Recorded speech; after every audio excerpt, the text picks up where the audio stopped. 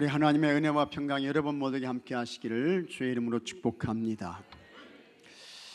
성경을 보게 되면 우리 하나님은 참 이상도 하시다 이런 생각을 하게 됩니다. 사람은 귀하고 존귀합니다. 그런데 하나님은 사람을 다이아몬드나 황금으로 만드시지 않았습니다.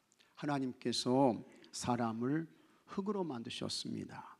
그리고 때가 되면 그 몸이 다시 흙으로 돌아가게 하셨습니다.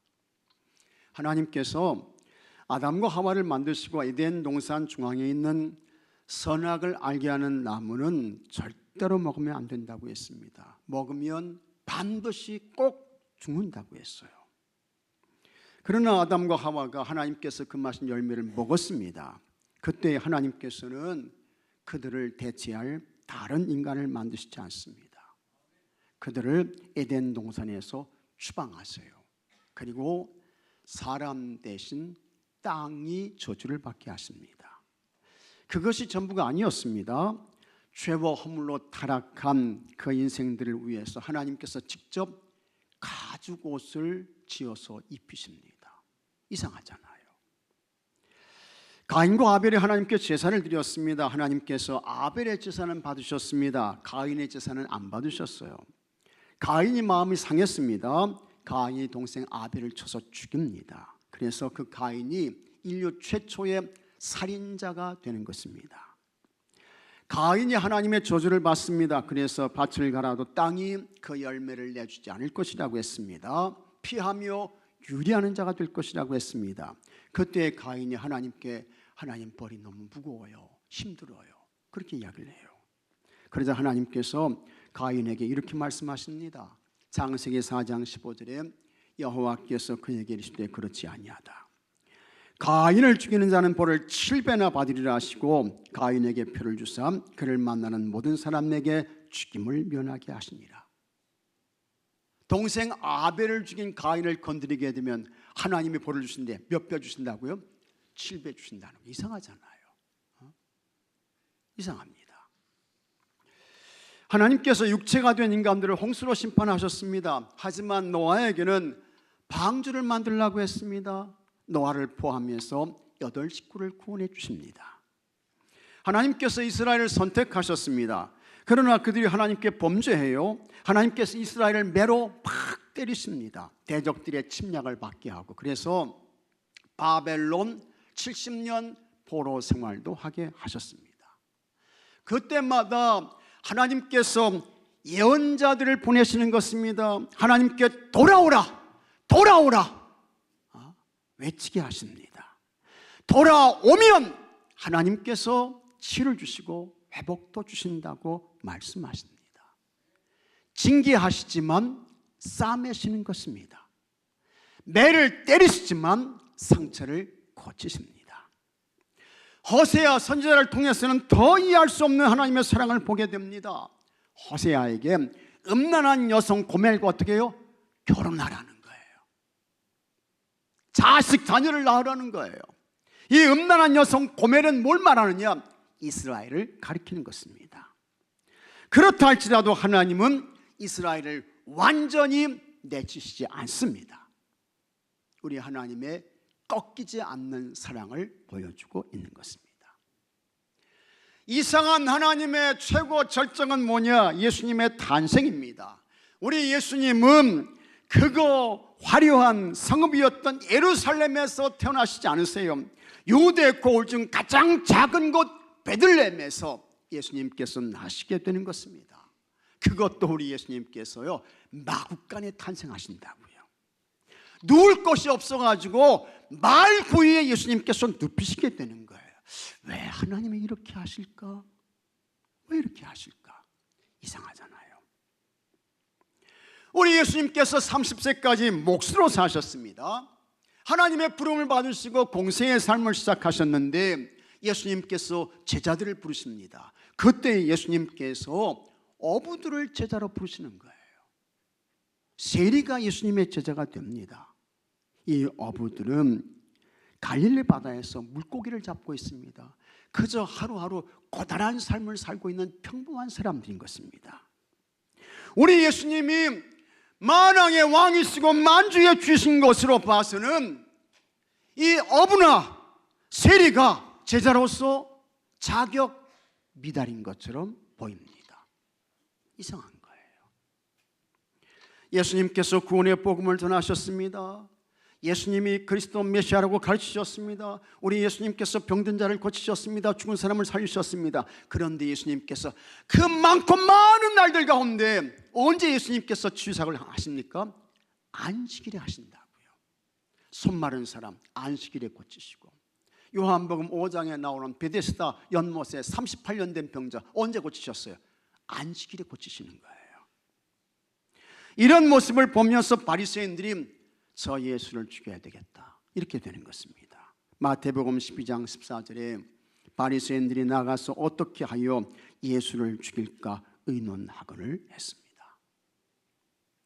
마가복음 5장에는 혈루증에 걸린 여인을 치유하신 말씀이 나옵니다. 이 사건은 회당장 야이로의 딸을 고치러 가는 과정에서 일어났습니다. 먼저 부탁한 사람이 누굽니까? 야이로예요. 야이로의 신분은 회당장인 것입니다. 그렇다고 하면 지체하지 않고 먼저 야이로 집에 가서 그 딸을 살려야죠. 고쳐야죠. 그런데 예수님 그렇게 하시지 않습니다. 12회를 혈루증을 앓던 그 여인을 예수님이 고쳐주시는 거예요. 그리고 그녀에게 구원까지 선언하십니다. 마가복음 5장 34절에 예수께서 이르시되 딸아, 내 믿음이 너를 구원하였으니 평안히 가라, 내 병에서 놓여 건강할지어다. 구원까지 선언하신다고요. 조금 있다가 회당장 야이로의 집에서 사람들이 왔습니다. 그 사람들이 예수님께 하는 이야기가 회당장 야이로의 딸이 어떻게 해요? 죽었습니다 이야기하는 거예요. 세상적으로 보면 예수님이 비난받을 수 있습니다. 그런데 예수님은 예수님의 방식대로 행하십니다. 우리 예수님은 그 크고 아름답고 화려하고 찬란한 그 하나님 나라 천국을요, 뭘로 비유하셨어요? 가장 조그만 그 겨자씨로 비유하셔요. 그 다음에 눈에 보이지도 않는 뭘로 비유하셔요? 누룩으로 비유하신다고요. 누룩으로. 그러면서 용서에 대해서 말씀하실 때에는 7번씩 70번이라도 용서해라, 원수를 사랑해라, 박해자를 위해서는 어떻게 해요? 기도해라 말씀하시는 거예요. 참 이상하십니다. 우리 예수님께서 십자가에 달리셨습니다. 십자가에서 6시간 동안 엄청난 고통을 당하셨습니다. 가시면류관 쓰시고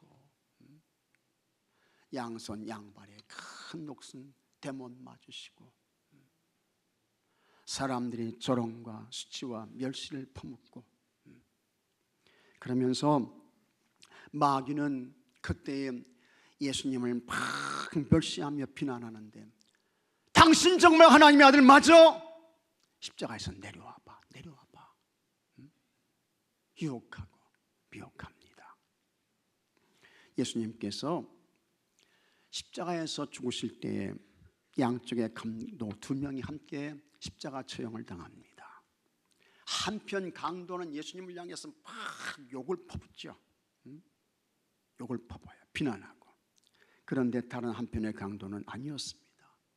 예수님 운명하실 때에, 하나님 나라에 가실 때에 나를 좀 기억해 주세요, 나를 좀 생각해 주세요, 부탁합니다. 그 순간 예수님께서 그 사람에게 말씀하십니다. 이 사람 강도입니다. 누가복음 23장 43절에 예수께서 이르시되 내가 진실로 내게 이르노니 오늘 내가 나와 함께 낙원에 있으리라 하시니라. 아멘. 정말 이상하십니다. 그 고통과 지옥과 그 아픔과 절규의 그 순간에 예수님은 영혼의 구원을 부탁하는 한편의 강도, 그를 외면하시지 아니하고 그에게 하나님 나라 천국을 약속하시고 보증해 주셨습니다. 그 다음에 가장 이상한 것이 있습니다. 가장 이상한 것은 하나님께서 어떻게 나 같은 인간을 같이 하겠습니다. 미리 하시고 미리 정하시고 부르시고 의롭다 하시고 영화롭게 하셨을까? 이게 제일 이상한 거예요. 나 같은 인간, 나를, 여러분을 하나님께서 어떻게 미리 하시고 미리 정하시고 부르시고 예수님 믿게 하셔서 의롭게 하시고 하나님 자녀가 되게 하시고 영화롭게 하셨을까? 이상하잖아요. 너무 이상하잖아요.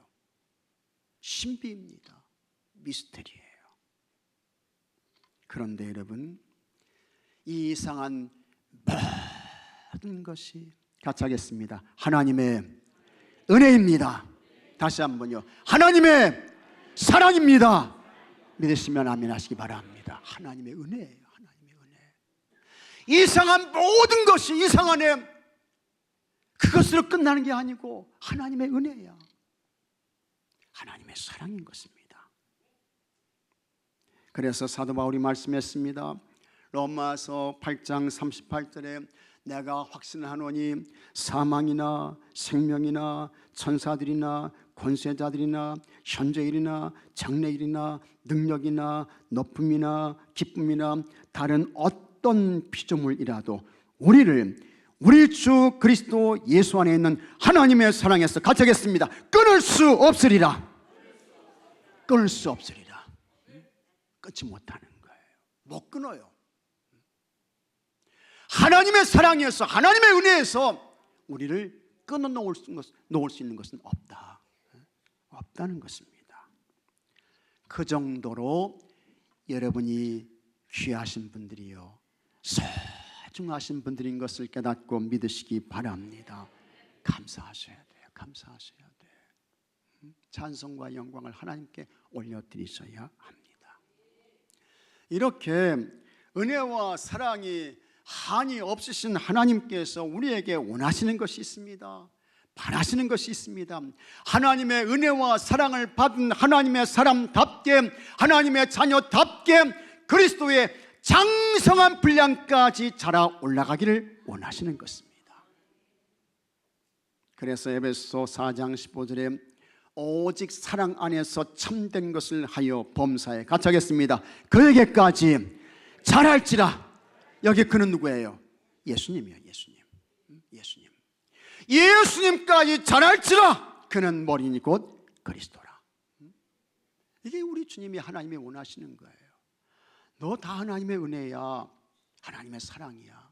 그러니 하나님의 은혜와 사랑을 받은 사람답게, 자녀답게 그리스도의 장성한 분량까지 자라 올라가. 그 하나님이 원하시는 거예요. 바라시는 것입니다. 그런데 우리가 그리스도의 장성한 분량까지 여러분 자라 올라가는 것이 그냥 됩니까? 가만히 있으면 돼요? 저절로 되나요? 안 되는 것입니다. 여러분, 은혜 받아야 할 줄로 믿으시기 바랍니다. 은혜 받으셔야 돼요. 은혜 받으셔야 돼요. 은혜 받으셔야 돼요. 은혜 받으셔야 돼요. 은혜 받으셔야 돼요. 그러면 우리가 무엇을 통해서 은혜를 받습니까? 뭘 통해서 은혜 받아요? 하나님의 말씀을 통해서. 하나님 말씀을 통해서 은혜 받으셔야 돼요. 은혜 받으면 사람이 달라집니다. 달라져요. 은혜 받으면 사람이 바뀌어요. 은혜 받으면 가치관이 새롭게 됩니다. 은혜 받게 되면 모든 삶의 목적과 이유가 예수님께, 하나님께 맞춰지게 되는 거예요. 그렇게 하나님의 말씀을 통해서 은혜 받으면 그 사람이 어떻게 될까? 엄청난 굉장한 변화와 역사가 있게 되는데 그 사람 속에 불이 담겨지게 되는 것입니다. 뭐가 담겨진다고요? 불이 담겨지는 거예요. 불이. 예레미야가 그런 사람이었습니다. 예레미야 20장 9절에 내가 다시는 여호와를 선포하지 아니하며 그의 이름으로 말하지 아니하리라 하면 나의 마음이 불붙는 것 같아서 골수에 사무치니 답답하여 견딜 수 없나이다. 예레미야 속에 하나님 말씀에 대한 불이 있었습니다. 예수님도 그분의 마음에 불이 있었어요. 그래서 누가복음 12장 49절에 내가 불을 땅에 던지러 왔나니, 예수님 뭐 던지러 오셨어요? 불 던지러 오신 거예요. 이 불이 이미 붙었으면 내가 무엇을 원하리요? 그리고 정말 예수님은 불꽃 영적 인생을 사셨던 것입니다. 그렇게 영적 불꽃 인생을 사시고 하나님 곁으로 가신 예수님께서 이제는 우리가 영적 불꽃 인생을 살다가 하나님 곁으로 오기를 원하십니다. 이게 예수님이 바라시는 거예요. 다 여러분 영적 불꽃 인생을 살다가 내가 부를 때 너 내게로 와라, 내게로 와라. 예수님 말씀하시는 거예요. 이것을 위해서 하나님께서 우리에게 주신 최고의 선물이 있습니다. 아주 좋은 선물입니다. 그것이 하나님의 말씀 곧 성경인 것입니다. 사도 바울은 모든 성경은 하나님의 감동으로 되었다고 했습니다. 그래서 오늘 우리가 읽은 디모데후서 3장 16절에 모든 성경은 하나님의 감동으로 된 것으로 교훈과 책망과 바르게 함과 의로 교육하기에 유익하니 이는 하나님의 사람으로 온전하게 하며 모든 선한 일을 행할 능력을 갖추게 하려 함이라. 아멘. 여기서 하나님의 감동으로 되었다는 것은 이 성경이 사람 소리 아니라는 거예요. 인간의 말 아니라는 것입니다. 사람이 손으로 기록해 놓은 역사책 아니라는 것입니다. 사람이 허구로 꾸며낸 소설도 아니라는 것입니다. 하나님께서 시대마다 필요한 사람들을 부르셨습니다. 그들에게 하나님께서 감동을 주셨습니다. 그 하나님의 말씀을 감동을 주어서 기록하게 하셨던 것입니다. 그렇게 기록된 하나님의 그 말씀 속에 뭐가 있어요? 하나님의 마음이 있는 것입니다. 하나님의 마음, 하나님의 뜻, 하나님의 계획이 이 성경 속에 있는 거예요. 때문에 우리는 아멘 한번 해보십시오. 제가 할 때 아멘 잘하셔요. 때문에 우리는 매일 하나님의 말씀을 읽어야 합니다. 매일 하나님의 말씀을 들어야 합니다. 매일 하나님의 말씀을 암송해야 돼요. 연구해야 합니다. 하나님의 말씀대로 살아야 하는 것입니다. 그래야 하나님 아버지의 마음을 알게 되는 것이고, 그 아버지의 마음을 안 사람이 하나님의 뜻을 이루어드리게 되는 거예요. 하나님께 귀하고 복되게 쓰임받는 사람 되는 것입니다. 하나님의 천사가 가브리엘이 어느 날 갈릴리 나사렛 동네를 방문하게 됩니다. 천사가 찾아와요. 그 천사가 마리아를 찾아가서 마리아를 만납니다. 그때 마리아는 요셉과 약혼한 사이였습니다. 결혼한 게 아니에요. 결혼을 약속한 거예요. 정혼을 했어요. 그 가브리엘 천사가 마리아를 만나고 그녀에게 다음과 같이 말합니다. 누가복음 1장 30절에 천사가 이르되 마리아여 무서워하지 말라. 내가 하나님께 은혜를 입었느니라. 보라 내가 잉태하여 아들을 낳으리니 그 이름을 예수라 하라. 이 가브리엘 천사가 찾아와 가지고 마리아에게 하는 이야기예요.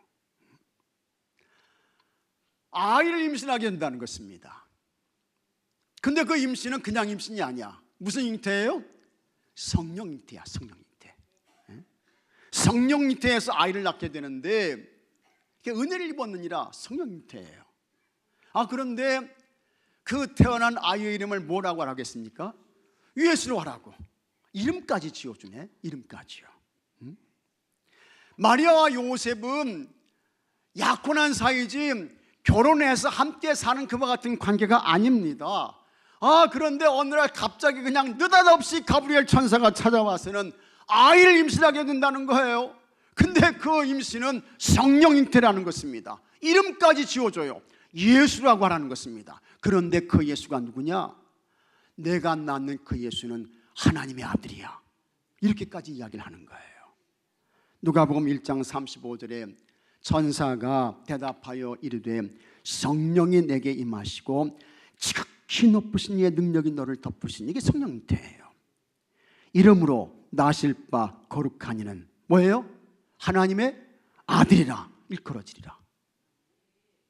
너 임신해가지고 아들 낳는데 성령이 돼야 이름을 예수로 하라고 해. 근데 그 예수는 하나님의 아들이야. 아이, 가브리엘 천사가 마리아에게 이렇게 이야기를 하는 것입니다. 마리아로서는 이해가 어려웠습니다. 수용이 불가능한 거예요. 처녀가 임신을 합니다. 그 임신이 성령태래요. 그렇게 태어난 아이는 예수이고 하나님의 아들이라는 것입니다. 그 당시에 결혼하지 않은 처녀가 임신을 하고 아이를 낳게 되면 그것은 큰 부정입니다. 불법이에요.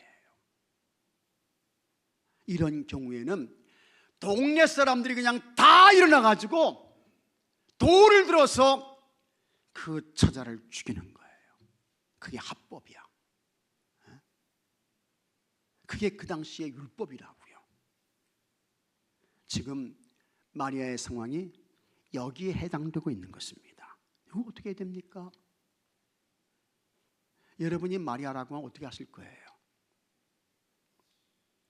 마리아가 거역하고 도망가면 하나님의 뜻이 이루어지지 않죠.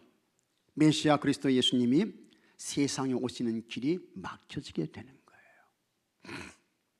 그때에 이 마리아는 기도했겠죠. 이 마리아는 믿음이 좋았어요. 믿음이 좋았어. 하나님을 사랑했어. 마리아가 이렇게 말합니다. 누가복음 1장 37절에 대저 하나님의 모든 말씀은 능하지 못하심이 없느니라. 마리아가 이르되 주의 여정이오니 말씀대로 내게 이루어지이다. 아멘. 이 마리아가 가브리엘 천사를 통해서 주시는 하나님의 말씀을 믿었습니다. 그리고 그 말씀이 그를 통해 이루어지기를 고백하며 자신을 하나님께 내어드렸습니다. 마리아가 훌륭합니다. 훌륭해요. 하나님의 말씀을 믿고 순종했던 마리아가 하나님께 쓰임받는 거룩한 도구가 되었습니다.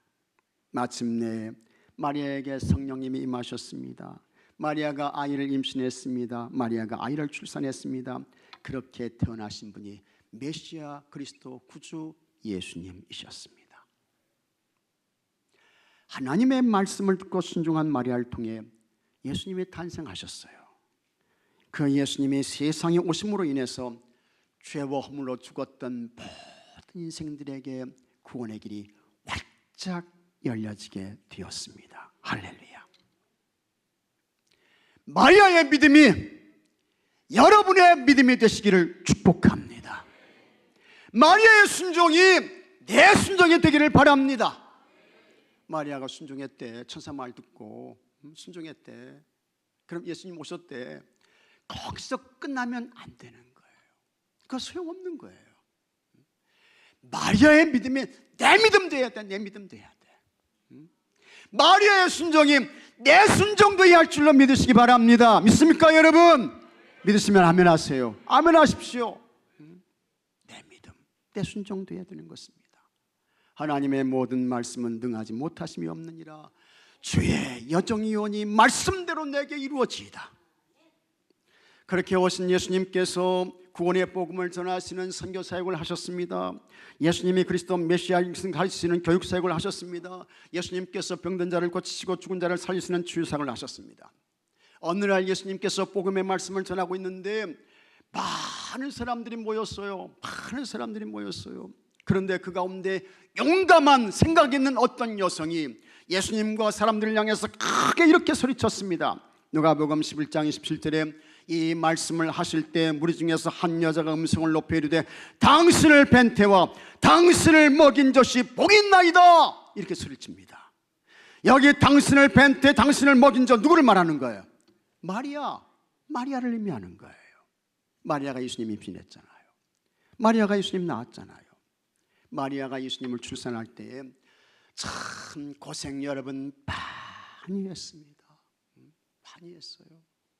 화적하러 올라갔는데 머물 곳이 없어. 아이는 임신했는데 곧 출산할 것 같고. 그래서 마हु간에서 예수님을 낳게 되는 것입니다. 너무 환경이 안 좋아요. 열악한 곳에서 예수님을 출산합니다. 아이를 받아줄 산모가 있어요? 없어요? 한밤중에 누가 있어요? 그 요셉이 그 일을 다 행하게 되는 것입니다. 그것은 마हु간이었는데 춥고 지푸라기가 널려있고 거미줄이 쳐져 있고 마हु간이었으니까 말똥 냄새가 나지 않았겠어요? 새로 태어난 아이는 눕힐 곳이 없어가지고 마을 먹이통이 예수님 침대가 된 거예요. 자, 이런 거 보게 되면 예수님이요, 산 것이 기적입니다. 여러분, 산 것이 기적이에요. 하지만 거기서 끝이 아닙니다. 이 헤롯이라는 이 왕이 동방 박사들에게 왕이 태어났다는 소식을 듣고, 아, 나 말고 다른 왕이 있어? 해가지고 이 권력에 잡힌 이 헤롯이 2살 이하의 남자아이들은 싹 죽여버려라. 참 무섭습니다. 그러니까 하나님의 사자가 요셉에게 지시해가지고, 요셉, 나 빨리 일어나! 내 아내 마리아와 아기 예수 데리고 애굽으로 피신해라. 그래가지고 급하게 애굽으로 몸도 풀지 못했는데 데리고 가는 것입니다. 얼마나 어려워요. 얼마나 힘듭니까? 요셉과 마리아가 예수님을 키우기 위해서 고생을 많이 했습니다. 엄청난 어려움을 겪었습니다. 그래서 이 여인이 하는 이야기가, 당신 예수님을 임신하고 예수님을 낳고 예수님을 젖먹여서 키운 마리아 복됩니다, 이렇게 이제 이야기를 하는 거예요. 그렇다고 하면 예수님께서 맞다, 맞습니다, 내 어머니 마리아가 복됩니다, 고생 많이 했습니다, 엄청나게 수고했습니다, 적어도 여러분 이 정도는 말씀하셔야 되잖아요. 이거 당연한 거 아니겠습니까? 그러나 예수님이 어떻게 해요? 아니었습니다. 예수님 그렇게 말씀하시지 않아요. 누가복음 11장 28절에 참, 내 어머니도 복되고 귀하지만 더 복된 사람은 누구냐? 예수께서 이르시되 오히려 하나님의 말씀을 듣고 지키는 자가 복이 있느니라 하시니라. 아멘. 내 어머니 나를 낳고 임신하고 젖먹여서 키운 마리아, 내 어머니보다 더 복된 사람이 누구냐? 하나님의 말씀을 듣고 지키는 사람. 그 사람이 더 복돼. 그 사람이 더 행복한 사람이야. 예수님께서 말씀하시고 있는 것입니다. 왜 그러냐? 하나님 말씀에 구원이 있기 때문에 그렇습니다. 하나님 말씀에 죄사함이 있어요. 하나님 말씀에 영생이 있어요. 하나님 말씀에 치유가 있습니다. 회복이 있습니다. 하나님 말씀에 소망이 있어요. 하나님 말씀에 평강이 있습니다. 그러므로 우리 영혼에 구원을 주는 것은 하나님 말씀밖에 없습니다. 우리 인생의 생명이 되며 빛이 되며 능력이 되는 것, 하나님 말씀밖에는 없는 줄로 믿으시기 바랍니다. 말씀이 이렇게 귀한 거예요. 하나님 말씀이 이렇게 소중해요. 어떤 목사님께서 기차를 타고 여행을 하고 있었습니다. 목사님이 이제 남자분과 옆자리에 함께 앉게 됐어요. 목사님이 이 사람과 대화를 하면서, 이제 이분이 목사님이잖아요. 그러니까 항상 성경을 들고 다녔고, 그 다음에 이제 남자분과 함께 앉게 되었으니까 이 사람과 대화를 하면서 목사님이 성경을 펼쳐가면서 이 사람에게 이제 복음을 전했습니다. 예수 믿으라고, 죄사함 받으시고 하나님 나라 천국 가야 된다고.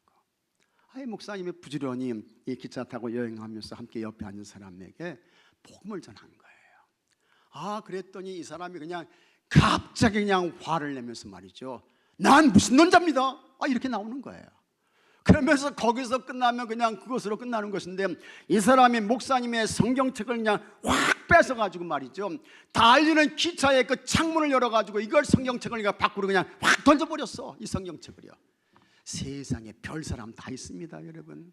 별별 인간이 다 있어요. 이게 던져버린 거예요. 목사님도 순식간에 일어난 일이라 이거 어떻게 감당도 하지 못했습니다. 목사님께서 여행을 마치고 자신이 목회하고 있는 교회와 가정으로 돌아왔습니다. 그렇게 몇 년이 지났습니다. 그러던 어느 날이었습니다. 전혀 모르는 사람이 이 목사님을 찾아왔어요. 처음 보는 사람이야. 목사님께서 어떻게 오셨습니까? 무슨 일이세요? 라고 이제 물었습니다. 그랬더니 그 사람이 느닷없이 목사님께 이렇게 말하는 것입니다. 저는 예수님을 그리스도 주님으로 믿습니다. 목사님께 세례를 받고 싶습니다. 목사님이 깜짝 놀랐어요. 이거 대체 무슨 상황이지? 깜짝 놀랐어요. 그래서 목사님께서 그 사람에게 그 상황이 어떻게 된 것인지 자초지종을 한번 말해 보시오 했더니 이 사람이 천천히 말하기 시작합니다. 몇 년 전에 자신의 밭에서 일을 하고 있었다는 것입니다. 근데 그 사람 밭이 어디예요? 기찻길 옆이야. 기찻길 옆. 그런데 일을 하고 있는데 달리는 기차 안에서 갑자기 무언가가 그냥 하나 톡 하고 떨어지더라는 거야. 이 사람이 궁금해가지고 일을 하고 있는데 궁금해가지고 달려가서 줘보니까 뭐예요? 그게 성경책이야. 성경책. 이 사람은 성경책을 처음 봤어요. 그래가지고 이 성경책을 집으로 가져와가지고 이 농부가요, 아침 저녁으로 시간이 날 때마다, 틈이 날 때마다 이 성경책을 읽고 또 읽고 또 읽기 시작했습니다. 그런데 여러분, 이상합니다. 이상해요. 성경책을 읽으면서 하나님이 믿어지더라는 거예요. 예수님이 주님으로 믿어지더라는 거예요. 예수님의 십자가 사건이 내 허물과 죄를 없애주시기 위한 사건이군요. 고백되더라는 거예요. 이 사람이 그리스도인이 됐어요. 예수님 믿는 사람이 됐어요. 그런데 그 사람이 사는 곳은 산골이야. 깊은 산골이야. 그래서 교회가 없어요. 하나님의 말씀을 가르쳐주고 예수님 믿는 사람도 없어. 그래서 성경책을 보니까 거기에 뭐가 있습니까? 주소가 적혀 있는 거야. 그래서 이 사람이 결심하고 내가 이 주소를 한번 찾아가 봐야 되겠다. 그래가지고 사람들에게 물어서 그 주소를 찾아왔습니다. 이 목사님을 만난 거예요. 그 목사님께 세례를 요청했습니다. 목사님이 자기를 찾아온 사람을 만나고 큰 은혜를 받았습니다. 기차를 타고 가는데 무슨 논자 만났습니다. 그 무슨 논자가 목사님의 성경책을 빼앗아서 창밖으로 던져버렸습니다. 그 성경책을 주워서 농부가 읽었습니다. 농부가 은혜 받았습니다. 농부가 예수님을 믿게 되었습니다. 이런 거 보게 되면 참 놀랍습니다. 한번 같이 하겠습니다. 구원받을 사람은 따로 있다. 다시 한번, 은혜 받을 사람은 따로 있다. 따로 있어요.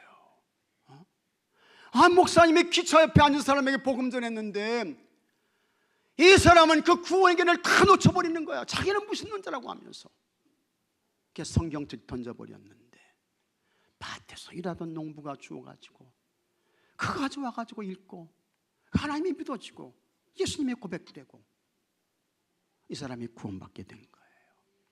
이 모든 건 누가 하신 것입니까? 하나님께서 이 농부의 구원을 위해서 하나님께서 일을 진행하셨던 것입니다. 이것이 여러분 하나님의 말씀의 능력인 것을 믿으시기 바랍니다. 하나님 말씀에 구원의 길이 있습니다. 하나님의 말씀에 천국의 길이 있습니다. 하나님의 말씀에 영생의 길이 있습니다. 하나님의 말씀에 축복의 길이 있습니다. 여러분은 절대로 자기 소견대로 살지 않기를 바랍니다. 자기 생각, 자기 지식, 자기 경험 가지고 살면 안 돼요. 하나님 말씀 따라가시기 바랍니다. 내가 한번 물어볼게요. 나는 주구장창 내 소견 가지고 살겠습니다 하시는 분 손 한번 들어보세요. 한 분도 없으시네요. 다시 한번 묻겠습니다. 나는 내 소견 따라 살지 않고 하나님의 말씀 쫓아 살겠습니다. 지금 손들어야 돼. 이러면 손들어 보세요. 지금 다 손들어야 돼요. 이거 손 한 번 드는 것도 운동입니다, 여러분. 이거 손들었다가 하나님께서 손든 사람에게 50견 치료해 주실 때 어떻게 알아요?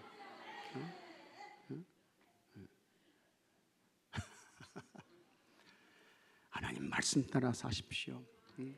성경 말씀조차 인생을 경영하시기 바랍니다. 성경 말씀조차. 그래서 여러분 다 하나님 말씀을 통해서 우리 하나님께서 허락하시는 광명한 빛을 받으시고 하나님의 거룩한 사역에 귀하고 복되게 쓰임 받으시고 영원한 하나님 나라 천국으로 인도를 받으시는 은혜가 여러분 모두에게 있게 되기를 주의 이름으로 축복합니다. 다 같이 기도합시다. 하나님 아버지 감사합니다. 우리에게 하나님 말씀 기록된 성경 주셨습니다. 얼마나 감사한지, 얼마나 귀하고 복된 축복인지요. 하나님 감사하게 하옵시고 절대로 내 소견 따라, 내 생각 따라, 나 지식 따라 살지 않게 하시고 하나님 말씀 쫓아 가게 하여 주시옵소서. 그래서 하나님의 광명한 빛을 받게 하여 주시옵시고 아버지 하나님께 귀하고 복되게 쓰임받게 하여 주시옵시고 영원한 하나님 나라 천국까지 인도를 받는 모든 주의 성도들 되게 해 주시옵소서. 우리 주 예수 그리스도의 이름으로 간절히 기도하옵나이다. 아멘.